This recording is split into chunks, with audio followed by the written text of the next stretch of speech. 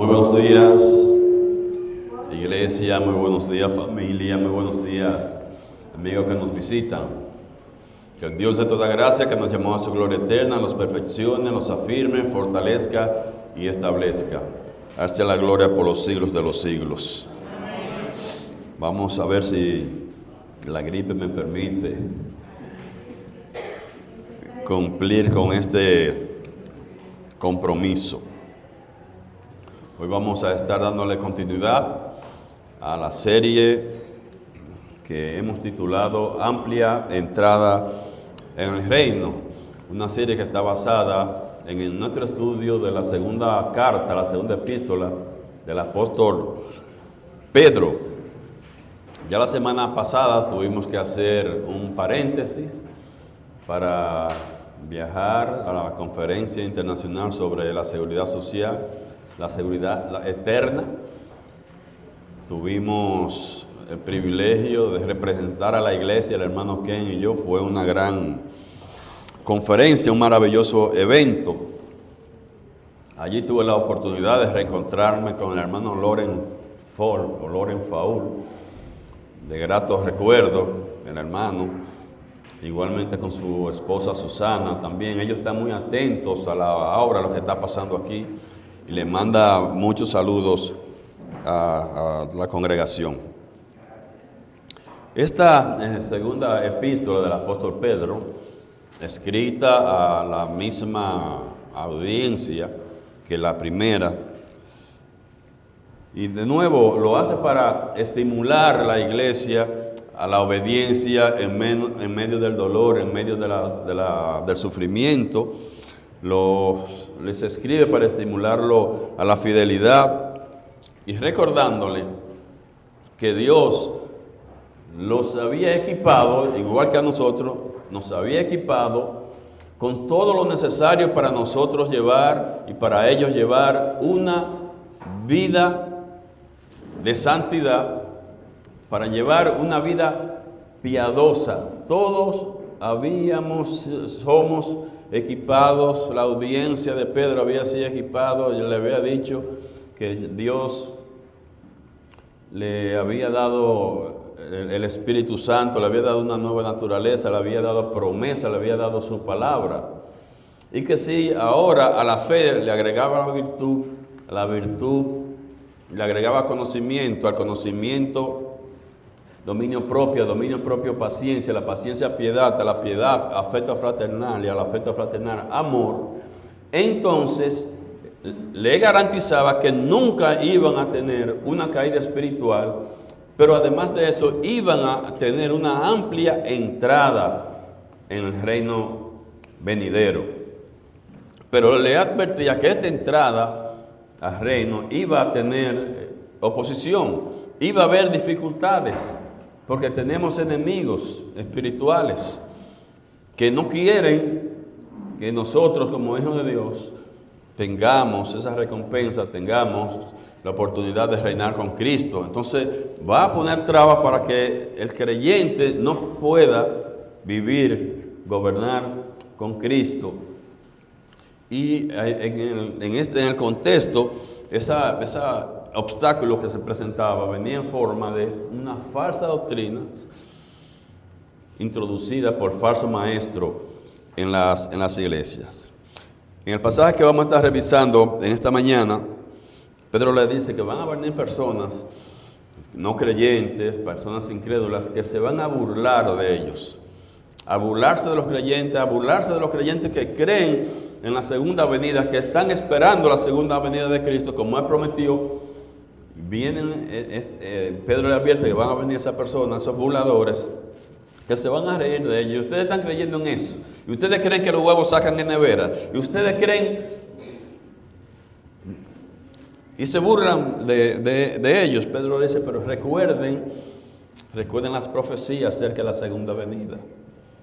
Tengan eso presente, esas profecías. Pero también recuerden que Cristo les dio un mandamiento. Vamos a ver cuál mandamiento es. Cristo les dio un mandamiento. Piensen en eso y no le hagan caso a los que se están burlando. Porque la segunda venida es segura, es segura. El mensaje de esta mañana lo he titulado La paciencia de Dios. Vamos a estar viendo entonces en el capítulo 3 los primeros 9 versículos.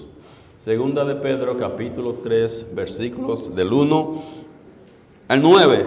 Y aquí vamos a ver en este pasaje 4 puntos clave en cuanto a la paciencia de Dios.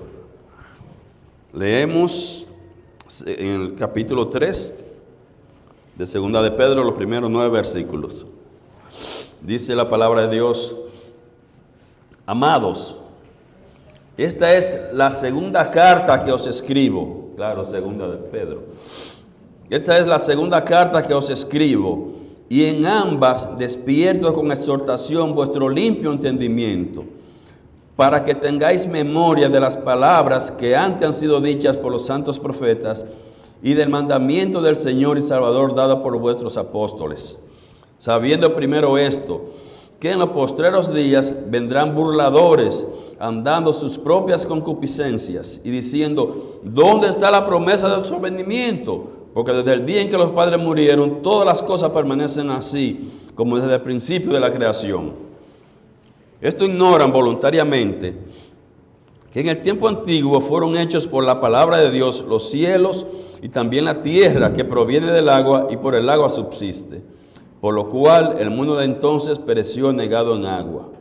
Pero los cielos y la tierra que existen ahora están reservados por la misma palabra, guardados para el fuego en el día del juicio y de la perdición de los hombres impíos. Mas, oh amados, no ignoráis esto, que para con el Señor un día es como 1000 años y 1000 años como un día. El Señor no retarda su promesa, según algunos la tienen por tardanza, sino que es paciente para con nosotros, no queriendo que ninguno perezca, sino que todos procedan al arrepentimiento. Mi buen Dios y Padre nuestro, en nombre de Jesús, te damos muchas gracias por tu fidelidad, por tu misericordia que es nueva cada mañana. Te damos gracias, Padre, por tu amor. Gracias, Señor, por tu paciencia con nosotros, con el mundo. Porque tú no quieres que las personas, que tantos millones de personas, mueran prematuramente. Te damos gracias porque tu paciencia es para salvación, es para nuestro bien, es por nuestro bien, Señor. Te pido, Padre, que en esta mañana nos conceda un tiempo de paz, de tranquilidad para poder estudiar tu palabra. Te pedimos, Señor, que nos dé luz, entendimiento, sabiduría. Gracias por las personas que nos visitan esta mañana y te pido, Padre, que me utilice como un instrumento de bendición en sus vidas, que no salgan como ellos vinieron, sino que tu palabra toque sus corazones y les ayude a tomar las decisiones correctas. Estos favores te los pedimos en el nombre que es sobre todo nombre, en el nombre de Jesús. Aquí dice Pedro, nos muestra 4 puntos clave acerca de la paciencia de Dios. Y el primer punto que Pedro nos habla es la importancia de recordar la palabra de Dios. La importancia de recordar la palabra de Dios. Dicen los versos 1 y 2. Amados, esta es la segunda carta que os escribo, y en ambas despierto con exhortación vuestro limpio entendimiento, para que tengáis memoria, o sea, que para que se acuerden, para que tengáis memoria de las palabras que antes han sido dichas por los santos profetas. Recuérdense de esto, y del mandamiento del Señor y Salvador dado por vuestros apóstoles. Pedro comienza diciendo, amados. Primera palabra, lo que le dice, amados. Ya en otros versos, aquí en el capítulo 3, él lo llama de la misma manera. Le dice amados, por ejemplo, en el verso 8 dice, mas, oh amados, no ignoréis esto. En el verso 14 dice, por lo cual, oh amados, estando en espera de estas cosas. Y en el 17 dice, así que vosotros, oh amados, sabiéndolo de antemano. O sea que Pedro está preocupado por la salud espiritual de sus lectores porque él los ama. La motivación de Pedro a escribirle es el amor. ¿Cómo usted se siente? ¿Cómo cuando usted ve un familiar, una persona que usted ama y usted la ve en peligro? Que usted la ve en riesgo, usted la ve en una situación que puede tomar una mala decisión. ¿Cómo se preocupa? ¿Cómo va a decirle? Ten cuidado. ¿Por qué? Motivada por el amor. Si viene otra persona que a usted no le importa, no me importa la vida de pulpero, si yo no le cojo fiado. Pero cuando es tu familia, cuando es una persona que tú amas, sí te preocupas. Y Pedro le dice que 4 veces en ese capítulo, amados, él está escribiendo motivado por el amor. Y él dice que primero que le escribe, dice el verso 1, en ambas despierto con exhortación vuestro limpio entendimiento. O sea, Pedro lo está llamando para despertar, dice sus mentes puras, su limpio entendimiento, o sea, una mente pura.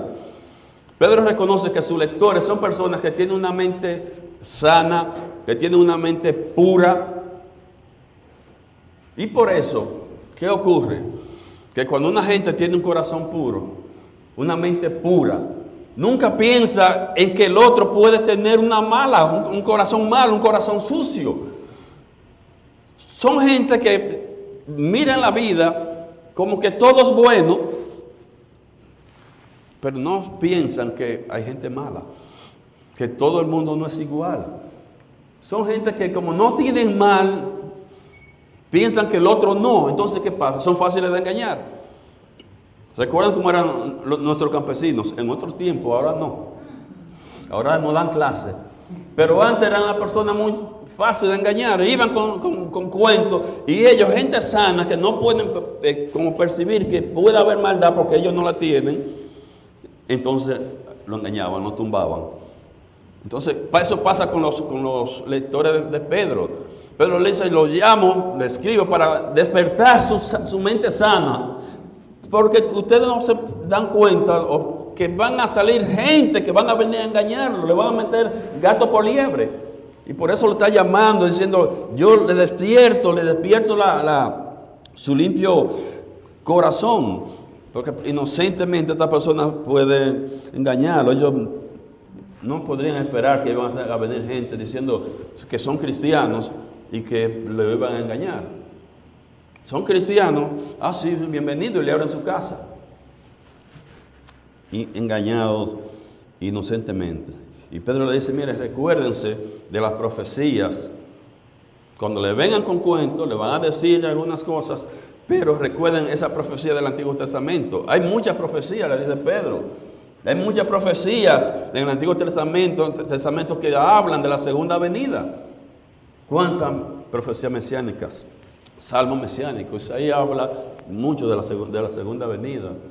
Ezequiel, Joel, Daniel, todos hablaron acerca de la segunda venida. Piensen en eso, porque esto le van a venir a decir que no viene, que Cristo no viene. Piensen que ya desde el Antiguo Testamento sí se está diciendo que Él viene, que hay profecías que hablan acerca de eso y que dan por seguro esa segunda venida. Pero también recuerden, y lo dicen en singular, el mandamiento. Versículo 2. Para que tengáis memoria de las palabras que antes han sido dichas por los santos profetas y del mandamiento singular del Señor y Salvador dado por vuestros apóstoles. ¿Cuál es el mandamiento? ¿Cuál es el mandamiento que ellos deben recordar, que deben tener en mente? El mandamiento que está en la cabeza de Pedro es ese mandamiento que Cristo repitió y dijo tantas veces: velad, que velen por su venida. ¿Cuántas veces le dijo Jesús esto acerca de su venida? Entonces le dice, recuerden la profecía, pero recuerden que Cristo le estaba diciendo, yo vengo, acuérdense de eso y no se dejen meter gato por liebre.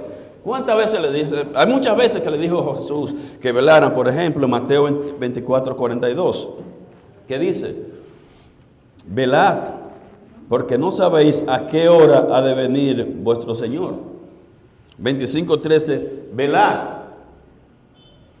Otra vez, porque no sabéis el día ni la hora en que el Hijo del Hombre ha de venir. Marcos 13:33, mirad, velad y orad, porque no sabéis cuándo será el tiempo. Y ahí mismo, en Marcos 13, en Marcos 13 vimos el 33, pero también el 35 y el 37 sigue diciendo lo mismo. 35 dice, velad pues, porque no sabéis cuándo vendrá el Señor de la casa, si al anochecer o a la medianoche o al canto del gallo o a la mañana. Y en el 37 dice, y lo que a vosotros os digo, a todos les digo, velad, velad. Ese es el mandamiento. Recuérdense que Cristo les dijo que estén atentos, que estén enfocados, que tengan sus pensamientos puestos en que Cristo, yo vuelvo otra vez. Pero la hora y el día nadie lo sabe. Entonces, cuando dice velar estén atentos, tengan su mente puesta en esto, enfocada en que yo voy a venir otra vez. Es un llamado de Cristo a velar que no ha perdido actualidad. Ese llamado todavía está abierto, todavía se nos está haciendo. Manténganse preparados porque Cristo viene. Estén velando, estén alerta porque Cristo viene. Pero hay muchos cristianos que viven de espalda a esta realidad. Como que no creyeran que Cristo va a venir por segunda vez. Se olvidan de esta enseñanza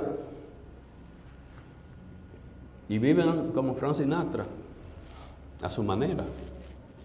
Pero Cristo viene y nosotros vamos a tener que dar cuenta. Tenemos que estar preparados, tenemos que estar velando. La segunda cosa, segundo punto clave acerca de la paciencia de Dios es la burla de los incrédulos, la burla que vamos a sufrir los creyentes por creer en la segunda venida. Y la burla que iban a tener esos primeros receptores de la carta de Pedro. Y él le avisa, van a venir gente que se van a burlar en su cara, se le van a reír en la cara cuando ustedes digan, Cristo viene. Cuando ustedes digan que Cristo viene por segunda vez, la gente se le va a traer la risa delante de ustedes. Se lo está advirtiendo. Dicen los versos 3 y 4, sabiendo, la importancia de saber. Hay que saber, y sabemos estudiando, sabemos leyendo y sabemos asistiendo aquí a escuchar la palabra de Dios. Sabiendo, Pedro dice, sabiendo primero esto, que en los postreros días vendrán burladores, andando según sus propias concupiscencias y diciendo, ¿dónde está la promesa de su advenimiento? Porque desde el día en que los padres durmieron, todas las cosas permanecen así, como desde el principio de la creación. Pedro dice, van a venir falsos maestros que se van a parar en tu cara. Estas personas, entonces los van a incentivar a que vivan una vida de inmoralidad, que vivan en libertinaje, vivan su vida, le van a decir, porque Él no viene, ustedes están desperdiciando su vida. Aprovechenla, que eso es lo que ustedes se llevan. Vivan su vida, porque Él no viene. Pero ¿desde cuándo están diciendo que Él viene? Desde que yo nací, y mi abuelo me decía que Cristo viene, y no ha pasado nada. ¿Usted cree que va a venir para que lo crucifiquen otra vez? Él no viene, vivan su vida. Entonces lo están estimulando a vivir una vida de inmoralidad. Oye, obviamente como yo entendía que la dilación en Cristo venir era una prueba de que no venía. Esos falsos maestros, ellos rechazaban la intervención divina para poner fin al pecado. Ellos decían, que no es verdad, eso no va a pasar. Y decían que a pesar de esas promesas de que Cristo viene otra vez, nada había cambiado desde la creación del mundo. Desde que el mundo es mundo, todo sigue igual. Pero sigue su agitado curso. No ha pasado nada, ni va a pasar. Pero ellos estaban mintiendo. ¿Por qué? Porque sí, no está igual que desde que el mundo se creó, no está igual. En los tiempos antiguos, en los tiempos de Noé, en el tiempo de Noé, Dios mandó el diluvio para ponerle fin al pecado. Y cuando ocurrió ese fenómeno, la tierra cambió. Con ese fenómeno se perdieron criaturas, se perdieron especies animales como los grandes mamíferos, los dinosaurios, todo eso existía, no son muñequitos. Pero no sobrevivieron al diluvio. Entonces podemos incluso decir, en el tiempo prediluviano o antediluviano o postdiluviano, porque el diluvio sí supuso un antes y un después. Cuando Dios intervino judicialmente para ponerle fin al pecado. Pero yo decía, no, desde que el mundo no ha pasado nada. Sí ha pasado. Y Dios intervino judicialmente cuando el pecado llegó a un nivel intolerable en Sodoma y Gomorra y destruyó a Sodoma y Gomorra hasta el día de hoy. No hay una ciudad que se llame Sodoma ni que se llame Gomorra. Eso fue destruido para siempre. O sea, no está igual como ellos estaban diciendo. No ha pasado nada. Él no va a venir, Él no va a intervenir. Ellos se burlaban. ¿No les suena familiar esto? Que se le burlen a ustedes, no se le han burlado en la cara. Eso es muy común. Tanto la burla como el escepticismo abundan demasiado en el mundo de hoy. El escepticismo y la burla, ese es el plato del día, el deporte nacional. Yo recuerdo una vez, no hace mucho de mi vida, yo todavía no había entrado a la universidad. Iba en un concho pasando por Burabito frente al estadio. Antes era frecuente que hicieran campaña de evangelística. Entonces, iban a hacer una campaña y pusieron un letrero debajo donde dice Estadio Cibao y abajo decía Cristo viene. Y una de las personas que iba en el carro cuando vio que dijo Cristo viene dijo, oh fresco, qué refuerzo traen las águilas, a ver si le van a ganar ahora.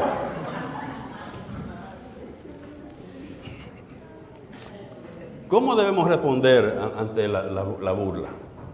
¿Cómo respondemos? Con fe. Tenemos que responder con la palabra de Dios. Él dijo esto. Y si Él lo dijo, va a pasar. Y tenemos también que responder con nuestra vida, con nuestro testimonio. Nosotros vivir, que la gente vea que nosotros estamos esperando esa segunda venida. Que nosotros creemos en esa segunda venida, que si Él lo dijo, va a ocurrir, va a pasar. No sabemos la fecha y la hora. Si alguien dijo que viene en agosto, no le crean. No, si viene en diciembre, no le crean. No se pongan a vender sus cosas, que no es verdad, porque nadie lo sabe. Pero de que viene, Cristo viene. Él vino por primera vez.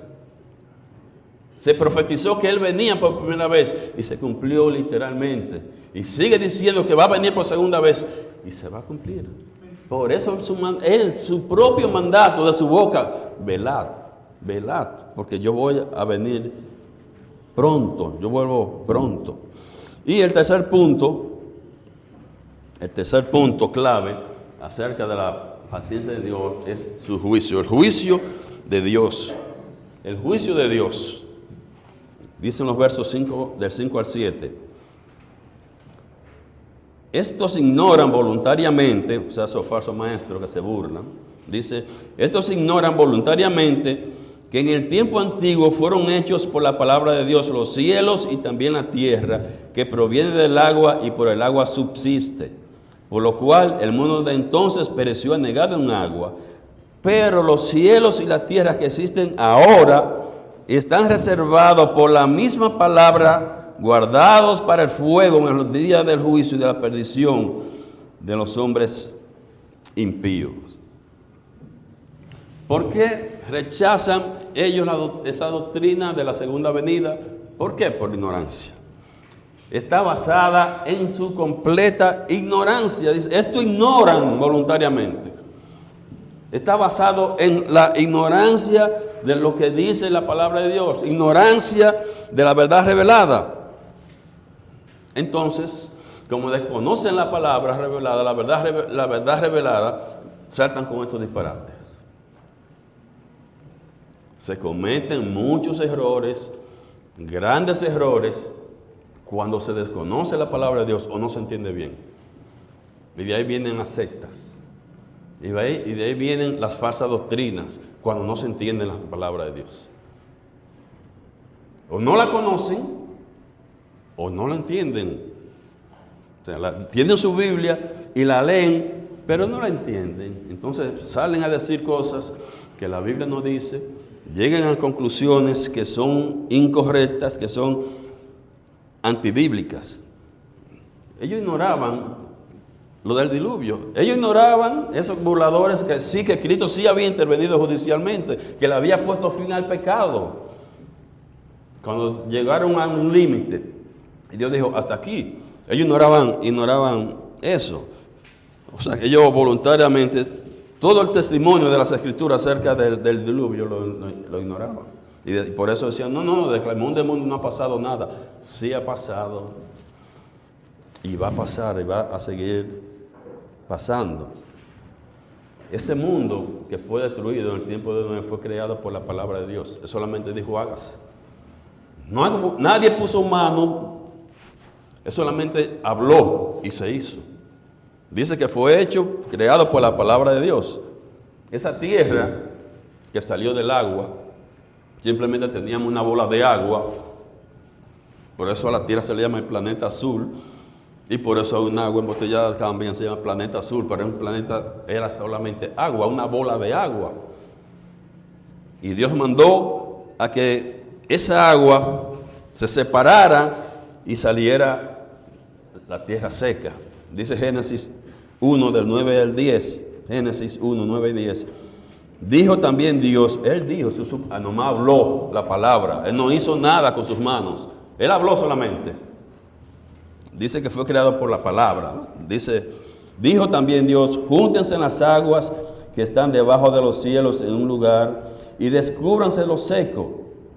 Y fue así, como Él dijo. Y llamó Dios a lo seco tierra, y la reunión de las aguas llamó mares. Y vio Dios que era bueno. A esto es lo que Pedro se refiere cuando dice que la tierra proviene del agua y que por el agua subsiste. La tierra sin agua es imposible. Proviene del agua y el agua que le da vida a la tierra. Por el agua subsiste.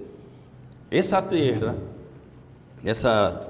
y esos cielos que estamos viendo ahora, los cielos actuales, están reservados no para el agua, sino para el fuego. Lo que quiere decir que van a ser, estos cielos que vemos, esta tierra, van a desaparecer, van a perecer.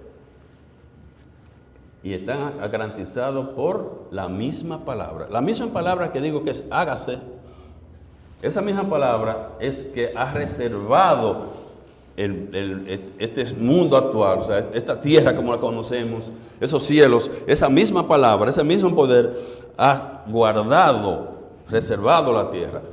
Esa estabilidad que tiene la tierra no es algo inherente a ella, o sea que por ella misma se mantiene estable. No, esa estabilidad se la da Dios, porque Él la tiene reservada para ser destruida por fuego. Ustedes oyen que Rusia tiene tantas armas nucleares, que Estados Unidos tiene tanto, que Irán la está produciendo, quiere producirla, pero China la tiene, pero Francia la tiene, y que puede destruir el mundo si se arma una guerra nuclear. Eso no va a pasar. Dios dijo cómo es que la tierra va a ser destruida. No es con bombas nucleares.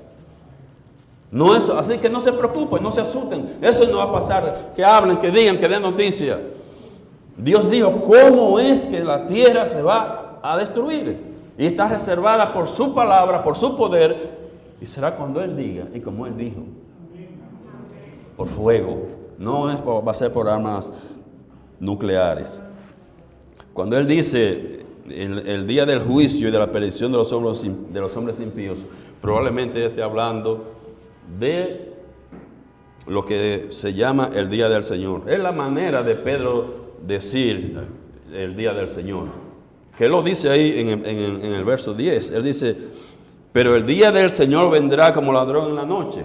O sea, eso es lo que está diciendo aquí. Él dice, el día del juicio y la perdición de los hombres impíos, probablemente está hablando acerca de lo que se llama el día del Señor. El día del Señor no es un periodo de 24 horas. Cuando dice el día del Señor, no es el domingo. En la Biblia no se le llama día del Señor al domingo. Esa expresión de llamarle al domingo día del Señor apareció como 400 años después de haberse escrito la Biblia. O sea que si la Biblia dice día del Señor, no está hablando de domingo, cuando aparecen algunos genios diciendo, Juan estaba en el Espíritu, era un domingo, ¿no? Él estaba viendo lo que se llama el día del Señor. El día del Señor es un periodo de tiempo que comienza con los juicios de la gran tribulación y termina con la creación de los cielos nuevos y tierra nueva. Ese periodo es lo que se llama el día del Señor, y de eso que habla Apocalipsis. De eso que habla Apocalipsis. Si usted quiere saber cuáles son los eventos que van en el día del Señor, ve Apocalipsis. Después del capítulo 6 hasta el 22, todo eso, episodios, hechos, van a ocurrir en el día del Señor. La gran tribulación, la segunda venida, el milenio, el juicio del gran trono blanco, cielos nuevos y tierra nueva, todas estas cosas, todos los juicios de la gran tribulación, de las series, las 3 series, de los sellos, de la trompeta, de las copas de ira, todo eso está dentro de ese periodo que se llama el día del Señor. Mírenlo en Apocalipsis. Dice, es el tema de Apocalipsis 1:9, que dice, yo estaba en el Espíritu en el día del Señor, y oí una voz detrás que me dijo, escribe un libro lo que tú ves. ¿Qué estaba viendo él? Los eventos del día del Señor. Ahí están. Eso es lo que se llama el día del Señor. Y ese punto de vista, Pedro dice, esto va a pasar. Esta tierra va a pasar, va a desaparecer, va a ser quemada. Es diferente a lo que decían los falsos maestros. Decían, no, aquí no va a pasar nada, nunca ha pasado nada. Vivan su vida. Pedro dice, mira, esto es transitorio. Nosotros somos aquí peregrinos y extranjeros. Tenemos que estar preparados, tenemos que mantenernos velando. Entonces, no, vivan su vida, que no es verdad, eso no va a pasar aquí. Tristemente, la mayoría de la humanidad vive así, desprevenida, no está preparada para la venida del día del Señor. Aunque los eventos que estamos viendo ahora, esos eventos que están ocurriendo en Medio Oriente, eso que usted está escuchando ahora en la noticia, deben a nosotros sugerirnos que el día está próximo. Yo no sé, ni no lo sabe nadie, pero los países, como dice la Biblia, se están alineando, como dice la Biblia. Así que estos eventos, fijémonos, nos debe a nosotros sugerirnos que el día del Señor está cerca. Velemos, como dijo Cristo. Estemos atentos y listos, que si Cristo viene ahora, ¿cómo lo va a encontrar a usted? Puede ser en cualquier momento. Cuando digo que Cristo viene ahora, estoy hablando de rapto, no la segunda venida. El rapto es primero que la segunda venida. Primero Cristo viene por su santo, en el rapto. Cristo viene por su santo, en el rapto, y en la segunda venida viene con sus santos. Por sus santos. Viene por sus santos. Y después viene con sus santos en la segunda venida. Y el último punto acerca de la paciencia de Dios es el llamado al arrepentimiento. El llamado al arrepentimiento. Este punto necesita que le dediquemos más tiempo. Este punto. Dicen los versículos 8 y 9. Oh amados, no ignoréis esto, que para con el Señor un día es como 1000 años, y 1000 años como un día. El Señor no retarda su promesa, según algunos la tienen por tardanza, sino que es paciente para con nosotros, no queriendo que ninguno perezca, sino que todos procedan al arrepentimiento. Pedro lo primero que le dice a su lector es que Dios no experimenta el tiempo como nosotros. No es igual para Dios que para nosotros, que para Dios 1000 años es igual que un día, y que un día es igual que 1000 años. Entonces, ¿cómo nosotros podemos acusar a Dios de ser lento si para Él 1000 años como un día? Y nosotros podemos decir, pero mira, ¿cuántos años hace? Hace más de 2000 años que Él está diciendo que Él viene. Pero para Dios dice, no, nomás son 2 días. ¿Cómo podemos acusar a Dios de decir, no, pero tú eres lento? No, pero tú estás muy retrasado. No. Para Dios y nosotros el tiempo son diferentes, lo experimentamos de una manera diferente. Y Pedro dice que Dios es paciente para con nosotros, dice él. En el verso 9, el Señor no retarda su promesa según algunos la tienen por tardanza, sino que es paciente para con nosotros. ¿Quiénes son nosotros? Pedro no se está refiriendo a él y a sus lectores. Él se está hablando del mundo. Él como individuo de la humanidad, como un hombre, él dice, es paciente con nosotros. ¿Por qué sabemos que él está hablando del mundo? Porque está hablando de un evento de alcance mundial. Está hablando de un evento de calamidad mundial. De cuando venga por segunda vez y cuando se produzcan los juicios de la gran tribulación. Dios es paciente. Él no está ansioso ya para que empiecen los juicios para condenar al mundo. Él no está desesperado porque ya estoy loco por entrar. No. Todo lo contrario. Él es paciente, no queriendo que nadie perezca. Ahí es que viene el disgusto con esa palabrita. No queriendo que nadie perezca, sino que todos procedan al arrepentimiento. Esa palabra no debe tomarse. No debe entenderse como que Dios está diciendo que Él no quiere que todos los hombres se pierdan, que los hombres se pierdan, o dicho de una manera positiva. Él no está diciendo que Él quiere, Él no está diciendo que Él quiere que todos los hombres se salven. Eso no es lo que Él está diciendo. Cuando Él dice, no queriendo que nadie perezca, no está diciendo que Él quiere que todos los hombres se salven.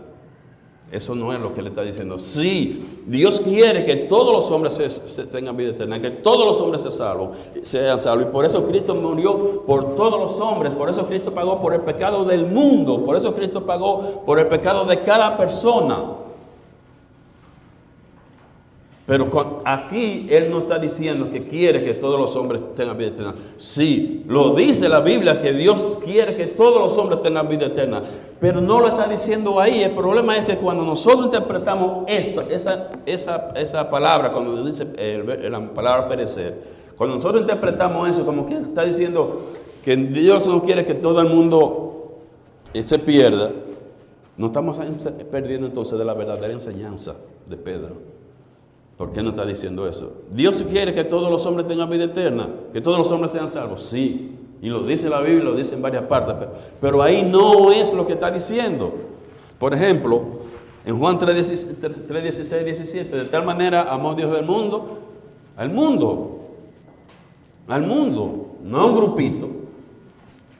De tal manera amó Dios al mundo que ha dado su Hijo unigénito para que todo aquel que en Él crea no se pierda, mas tenga vida eterna. Porque dice, no envió Dios a su Hijo para condenar al mundo, sino para que el mundo sea salvo por Él. Dios quiere que todo el mundo sea salvo. Sí. Dice 2 Corintios 5, 19, que Dios estaba en Cristo reconciliando consigo al mundo, no tomándole en cuenta a los hombres sus pecados, y nos encargó a nosotros la palabra de la reconciliación. 1 Timoteo 2, 4, el cual quiere que todos los hombres sean salvos y vengan al conocimiento de la verdad. Esa es la voluntad de Dios. Esa es la voluntad de Dios. Pero eso no es lo que le está diciendo en el pasaje. Segunda de Pedro 3:9, cuando él dice, no queriendo que todos perezcan, sino que todos procedan al arrepentimiento, no está diciendo que quiere que todo el mundo tenga vida eterna. ¿Qué es lo que está diciendo aquí? Cuando él dice, no quiere que nadie perezca, lo que sugiere aquí es que si los hombres del mundo, si el mundo se arrepiente, esos juicios del día del Señor pueden ser evitados. Eso es lo que le está diciendo. Él no quiere que el mundo perezca, sino que todos procedan al arrepentimiento. Si se arrepiente el mundo, si se arrepiente, esos juicios pueden ser evitados. Si se arrepienten. Hay muchas personas confundidas con esto. Muchas personas confundidas creyendo que Pedro dice que Dios no quiere que nadie perezca, sino que todos procedan al arrepentimiento. Él está diciendo, no está diciendo aquí que la fe en Jesús no es suficiente. Eso no. O sea, hay gente que cuando leen esto, no queriendo que nadie se pierda, sino que todos procedan al arrepentimiento, entonces ellos entienden que la fe en Cristo no es suficiente para tener vida eterna, sino que también tienen que arrepentirse. Ahí es que viene la confusión, ahí viene el error. ¿Cuál es su lógica de pensamiento? La manera como ellos hacen su juicio, su pensamiento. Primero, ellos dicen, bueno, aquellas personas que escapan de la condenación son salvas para siempre. Y parten de esto, lo que no hay, si no han ido a la universidad no van a saber lo que es un silogismo, pero pueden entender lo que yo como se lo explique. Ellos dicen, las personas que escapan a la condenación tienen vida eterna. Entonces, Pedro dice que si nosotros nos arrepentimos, entonces esas personas van a escapar de la condenación. Esa es una premisa falsa. Pedro no dijo eso. Entonces, cuando usted tiene una premisa falsa, la conclusión es falsa. En conclusión, el arrepentimiento es la condición para la salvación eterna. Esa es su manera de pensar, esa es su lógica de pensamiento. Esa es su lógica de pensamiento.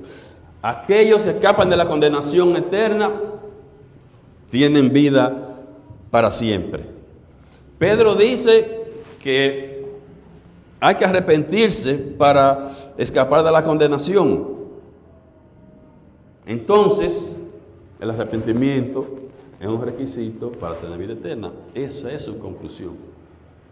Pero están partiendo de una premisa falsa. Cuando se parte de una premisa falsa, la conclusión es falsa. No es verdad que Pedro está diciendo que para escapar de la condenación eterna los individuos deben arrepentirse. Él no está diciendo eso. El problema con este pensamiento es, ¿cuál es el problema? Que la palabra perecer, a lo que hace referencia es a la muerte física. A la muerte física, no a la muerte espiritual. Es a la muerte física. ¿Cómo lo sabemos? Esto en el verso 9 que está diciendo. No quieren que nadie perezca, sino que todos procedan en el arrepentimiento. Pero 3 versículos antes, en el versículo 6, él utiliza de nuevo la palabra perecer. Entonces podemos entender qué es el significado de la palabra perecer, que no es irse al infierno. Perecer no es irse al infierno. Vamos a ver qué dice en el versículo 6. He usado la palabra perecer. ¿Qué dice el versículo 6? Por lo cual el mundo de entonces pereció anegado en agua. El mundo pereció, el mundo se fue al infierno. ¿Qué es lo que dice? Está hablando que fue destruido físicamente. Físicamente, eso es lo que significa la palabra perecer. No significa irse al infierno. Cuando dice no queriendo que nadie perezca, él no está diciendo no quiere que toda la gente se vaya al infierno. No, está diciendo no quiere que la gente muera prematuramente. Dios no quiere quitarle la vida prematuramente y que no gocen de la plenitud de vida que Él espera. Esa es la enseñanza. 3 versículos después, no puede él cambiar ahora de sentido. En el 6, él dijo que el mundo pereció anegado en agua. Y entonces dice en el 9, no queriendo entonces que nadie perezca, sino que todos procedan al arrepentimiento. Cuando Él dice, el Señor nos retarda su promesa, ¿qué promesa? La de la segunda venida. El Señor nos retarda su promesa según algunos tienen por tardanza. ¿Cuál promesa? La de que viene.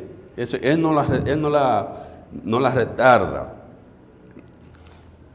como algunos lo tienen por tardanza. Y cuando Él dice, no queriendo que ninguno se perezca, se refiere a que Dios no quiere que nadie, y mucho menos miles de millones de personas mueran prematuramente. ¿Qué es lo que va a ocurrir en el tiempo de la gran tribulación? Eso es lo que va a ocurrir en el tiempo de los 7 años, ese periodo que se llama la gran tribulación, que va a ocurrir antes de la segunda venida. La segunda venida pone fin a la gran tribulación. Hay una gran tribulación de guerra, de destrucciones, de terremotos, del agua convertida en sangre. Cuando Cristo venga, ahí le pone fin al periodo de la gran tribulación. O sea que el arrepentimiento, el apartarse de los pecados, ¿qué puede hacer? Prevenir la muerte de miles de millones de personas. El mundo se arrepiente. ¿Qué va a pasar? Que Dios no va a ejecutar esos juicios.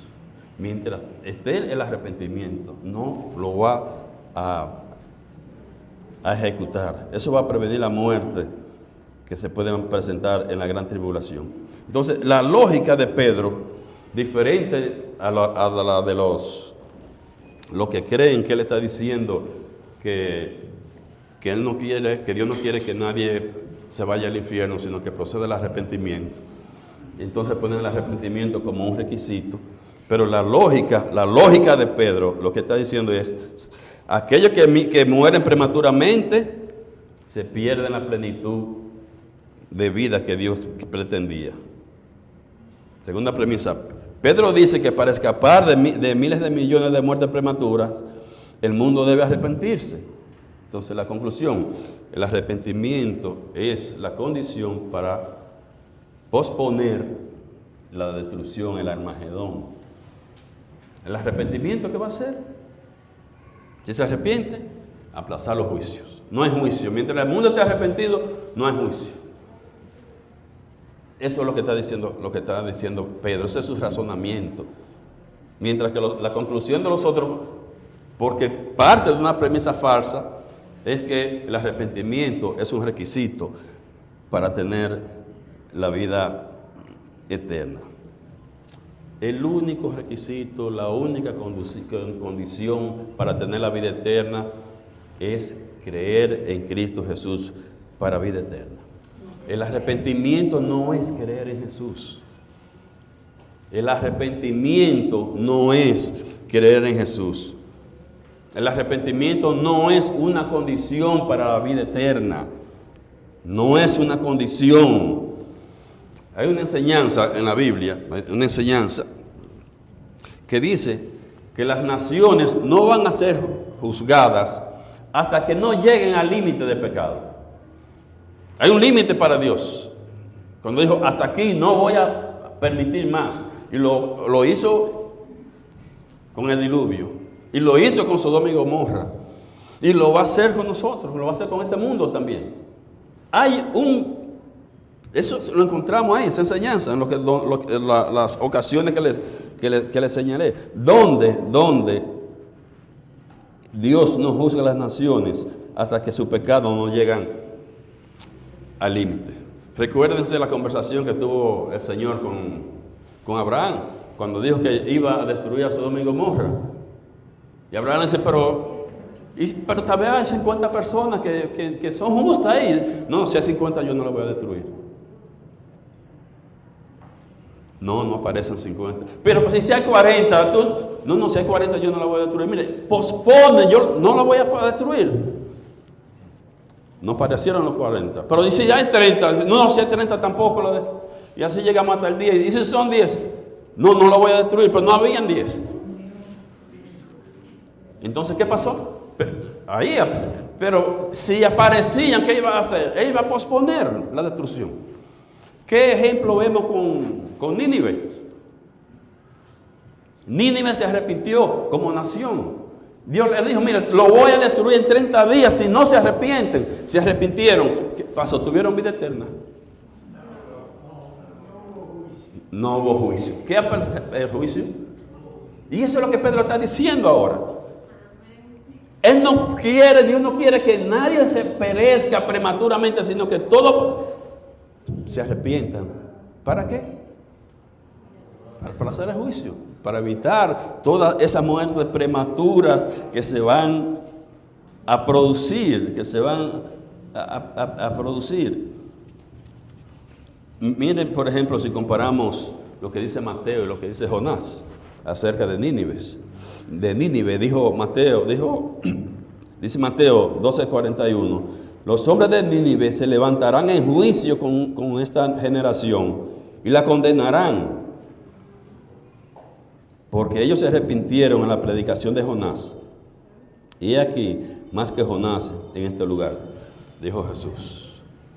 Dice que ellos se arrepintieron, pero ese arrepentimiento no le dio vida eterna, sino lo que hizo fue posponer el juicio. Y Jonás 3:10 dice, y vio Dios lo que hicieron, que se convirtieron de su mal camino, y se arrepintió del mal que había dicho que le haría, y no lo hizo, aplazó ese mal, la destrucción.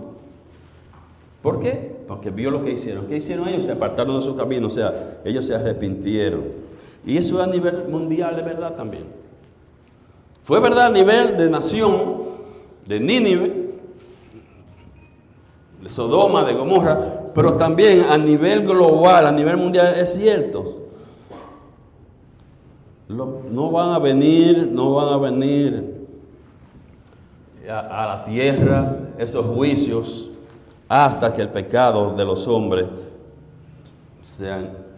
lleguen a un nivel que solamente Dios sabe. Hasta que esos pecados sean completados, no va a venir. Y el arrepentimiento evita entonces que esto llegue. El arrepentimiento del mundo evita que lleguen esos juicios. Muchas personas cuando leen este versículo, y el 3:9, cuando leen, ellos están entendiendo como que uno debe arrepentirse para ser salvo. Ellos leen esto y lo que están diciendo es, la gente se tiene que arrepentir para ser salvo. Entonces, como ellos saben que la Biblia dice claramente que solamente es por fe, ellos saben que es por fe, y ellos creen que es por fe. Pero como ellos entienden que aquí está diciendo que el arrepentimiento, que la gente debe arrepentirse, entonces ellos dicen, bueno, por fe y arrepentimiento es lo mismo. Si la salvación es por fe, solamente. Pero Pedro dice que la gente debe arrepentirse, entonces debe arrepentirse para ser salvo. Entonces eso significa que fe y arrepentimiento es lo mismo. Entonces le agregan ahora que no solamente hay que tener fe, sino que también hay que arrepentirse, hay que comprometerse y hay que hacer obra. ¿Cómo le agregan? Ellos saben que la Biblia dice que solamente por fe, porque lo dice demasiadas veces, que solamente creer. Entonces, como entienden esto, que cuando dice que no quiere que nadie perezca, sino que todos procedan al arrepentimiento, ellos entienden, Dios no quiere que la gente se vaya al infierno, sino que se arrepientan. Entonces ellos dicen, pues la fe y el arrepentimiento es lo mismo. Me decía una señora, para mí esas son las dos caras de la misma moneda. Bueno, para usted sí, pero para Dios no, ni para Pablo, ni para Pedro. No son las dos caras de una misma moneda. Para usted sí, correcto, como usted dijo, para mí, como el jabón, para mí. Pero la Biblia no es de interpretación privada. La Biblia no es para que yo la interprete como me convenga a mí. El arrepentimiento y la fe no son lo mismo. Arrepentimiento y fe son dos cosas completamente diferentes, que tienen propósitos diferentes y tienen resultados diferentes. No es lo mismo. Lo dice Hechos 20:21. Vamos a ver qué dice Hechos 20:21. Dice, testificando a judíos y a gentiles acerca del arrepentimiento para con Dios y de la fe en nuestro Señor Jesucristo. Pablo dice, yo estoy predicando dos cosas. Yo predico dos cosas diferentes, dice Pablo. Estoy predicando dos cosas diferentes, completamente diferentes. Dos, yo predico el arrepentimiento para con Dios, para la comunión con Dios, para estar en comunión con Dios, para evitar los juicios de Dios. Yo le estoy predicando el arrepentimiento para con Dios, pero la fe en Cristo para tener vida eterna. Dos cosas diferentes. Pero dice Pablo dijo que predicaba arrepentimiento para con Dios, pero para la vida eterna, fe en Cristo. Se puede decir más alto, pero no más claro. ¿Son lo mismo? No son lo mismo, no son lo mismo. Irónicamente, algunas personas que quieren evitar la salvación por señorío, entonces lo que hacen, tratando de evitar esa doctrina de la salvación por señorío, es lo mismo que hacen los que creen en la salvación por señorío para promoverla. Las personas que creen en la salvación por señorío, ellos reconocen, ellos saben que la única condición para la vida eterna es la fe en Cristo. Pero ellos están seguros, basado en lo que dice ese versículo de Pedro, ellos están seguros que el arrepentimiento, comprometerse con Cristo y hacer obras son necesarios para el nuevo nacimiento. Ellos dicen, eso es necesario. Entonces, ¿qué hacen ellos? Si la fe es lo único, es el único requisito que ellos saben, pero ellos entienden que el arrepentimiento también, entonces vamos a redefinir la fe. Vamos a redefinir la fe. Ya no nos vamos a llevar a lo que dice la Biblia, porque la Biblia sí dice lo que es la fe. La Biblia no es un libro de definiciones, no hay muchas definiciones en la Biblia. No vayan a buscar definiciones en la Biblia. Pero una de las pocas cosas que define es la fe. Hebreos 11:1. ¿Qué es la fe? Es pues la fe, la certeza de lo que se espera, la convicción de lo que no se ve. La convicción, ¿qué es la fe? La fe es un convencimiento. Usted está convencido de que eso es verdad. Usted está persuadido que eso es verdad. Eso es creer en Jesús. Eso es fe. ¿Qué es creer en Jesús? Estar convencido que cuando Él dice, el que cree en mí tiene vida eterna, que eso es verdad. Cuando usted cree que eso es verdad, usted está creyendo en Jesús. Creer en Jesús no es saber que Él es Dios. Creer en Jesús no es saber que Él resucitó. Creer en Jesús no es saber que Él murió por mis pecados. Eso no es creer en Jesús. Eso es usted tener conocimiento de los hechos de Jesús. Pero eso lo sabe el diablo también. Todo eso lo sabe el diablo. Pero no ha creído en Jesús para vida eterna. No ha creído en Jesús para vida eterna. No es eso, creer eso. Un convencimiento o una persuasión. La Biblia dice que Abraham estaba persuadido de que Dios era poderoso para cumplir todo lo que había dicho acerca del hijo que iba a tener con Sara. Eso es creer en Dios. Abraham estaba ¿cómo? Persuadido. Eso es la fe. Eso es el creer. Una convicción o una persuasión. Entonces, ¿qué dicen ellos? Ya no vamos, la fe no es creer, sino que vamos ahora a decir que hay que ponerle el arrepentimiento, el compromiso. Yo me comprometo a Cristo y hacer obras. Entonces, así define la fe. Así define la fe. Y usted oye a esta persona diciendo, Cristo no puede ser tu Salvador si Él no es tu Señor. Eso no es verdad. Eso es falso. Cristo no puede ser tu Salvador si Él no es tu Señor. Eso no es verdad. El señorío es una cosa. Cristo debe ser nuestro Señor. Cristo es mi Señor. Y es mi Salvador también. Pero hay creyentes que no tienen a Cristo como su Señor. Pero son creyentes. La condición es creer, no el compromiso. Sí debemos tener compromiso. Pero eso no es una condición para tener vida eterna. Igual que las obras. ¿Debemos hacer obras? Sí. Pero no para tener vida eterna. Pero no para tener vida eterna. Nosotros dice, creado en Cristo Jesús para buenas obras. Efesios 2:10. Para buenas obras. No dice creado en Cristo Jesús para tener vida eterna por las obras. Para buenas obras. Entonces, en mi opinión, estas personas están distorsionando las Escrituras. ¿Para qué? Para que encajen en su posición teológica. Cambiando, reinventando, reinterpretando la palabra creer. ¿Para qué? Para que pueda encajar en su posición teológica de que hay que arrepentirse, de que hay que servir y de que hay que comprometerse, que no dice la Biblia. Entonces, por eso cambian la fe. Entonces ustedes van a escuchar que van a decir, sí, es por fe, solamente por fe, pero la fe que salva nunca está sola. Si nunca está sola, entonces no podemos ser salvos por fe.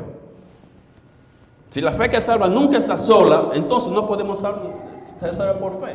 ¿Dónde estaban las obras de este muchacho, de Salomón? ¿Qué estaba orando él cuando él estaba siendo idólatra? Cuando tenían 1000 concubinas, tantas mujeres, ¿dónde estaban las obras de él? Pero era salvo. Pero él era salvo. Yo creo que sí, que la motivación de ellos es buena. Yo creo que la motivación es buena. Pero no podemos aprobar, no podemos aplaudir la distorsión de las Escrituras.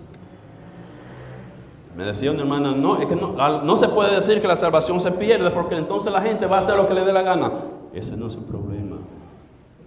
Ese no es nuestro problema. Dios sí lo dice. Dios nos lo dice. Que estamos seguros. Que el que creyó ya pasó de muerte a vida. Y ya no vendrá condenación. Que si comiste del pan una vez ya no va a tener más hambre. Que si bebiste del agua una vez no tienes que seguir bebiendo y bebiendo. Si bebiste una vez más nunca tendrás sed. Sí, su motivación es buena, pero no podemos aplaudir que se distorsione las Escrituras. Es mejor mantener la cosa como dice la Biblia. Fe solamente y empeñarse en enseñar a la gente lo que significa verdaderamente el arrepentimiento. Porque el arrepentimiento juega un papel en la vida del creyente y en la vida del ser humano, el arrepentimiento. Pero no podemos tergiversar las Escrituras. Porque supuestamente si decimos la verdad, la gente va a pecar. No podemos aplaudir eso. Y enseñar a la gente lo que significa realmente el arrepentimiento. Dios no está loco por ejecutar los juicios que van a venir cuando Cristo venga. Debemos darle gracias a Dios por su paciencia, porque Él ha sido paciente con nosotros. Porque como dice Pedro más adelante aquí en el mismo capítulo, esa paciencia es para salvación. Y cuando dice salvación no está diciendo para vida eterna, sino para nuestro bien, para nuestro beneficio. Esa paciencia es para no destruir al mundo. Eso es nuestro bien. Es para nuestro bien. Pero Él no va a estar esperando para siempre. Dios bendiga su palabra. Amén.